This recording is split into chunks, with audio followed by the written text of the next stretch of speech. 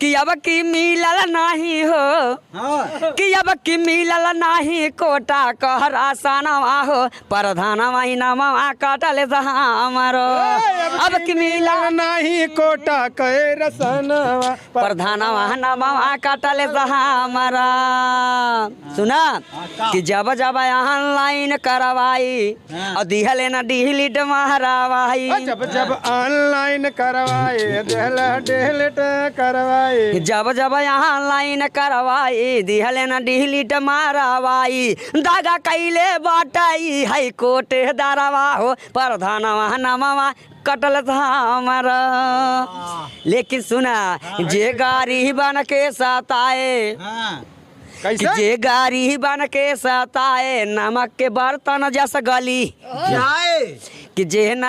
कि जे गाड़ी बन के सताए नमक के बर्तन जस